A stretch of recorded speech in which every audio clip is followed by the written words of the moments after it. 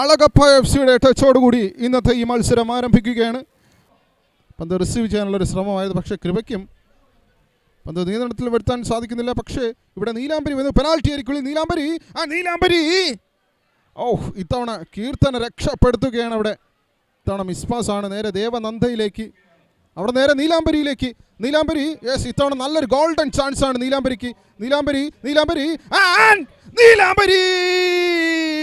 മത്സരത്തിൻ്റെ 26ാമത്തെ മിനിറ്റിൽ നീലാംബരി നേടുന്നു നീലാംബരിയുടെ രണ്ടാമത്തെ ഗോൾ ഈസ്റ്റ് കേരള വുമൻസ് ലീഗിൽ.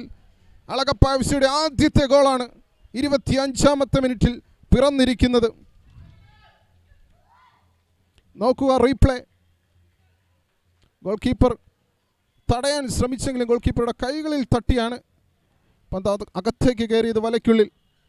രണ്ടാമത്തെ ഗോളാണ്. പകുതിയുടെ തുടക്കത്തിൽ തന്നെ പന്തിൻ്റെ പൂർണ്ണ നിയന്ത്രണം ഏറ്റെടുക്കാനുള്ളൊരു ശ്രമമാണ് അളഗപ്പ എഫ് സിയുടെ.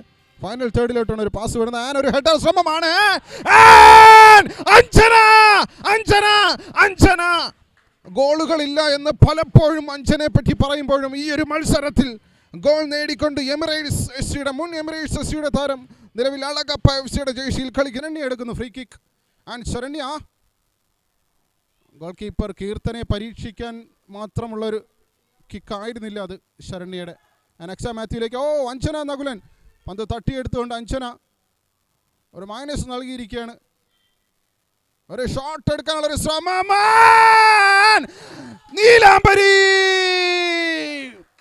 നീലാംബരി അടിക്കുന്നു.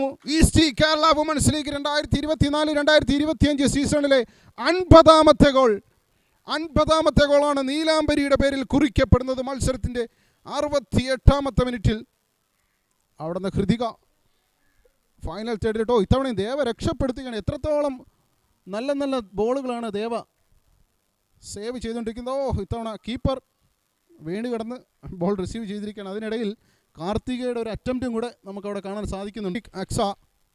അക്ഷയുടെ ഫ്രീ കിക്കാണ്. കാർത്തികയുടെ ഒരു ഷോട്ടാണ്. എനിക്ക് തോന്നുന്നു ഒരു ഫൗളാണെന്നാണ് തോന്നുന്നു. ഒരു ഫൗളാണ്. ജിജിനെ ഫൗൾ ചെയ്തതിനെ തുടർന്നാണ് ഇന്നത്തെ മുഖ്യ റഫറി ഫൗൾ വിളിക്കുന്നതും. നല്ല രീതിയിലുള്ള ഒരു ക്രോസ് ആയിരുന്നു അവിടെ അക്ഷ മാത്യു നൽകിയത്.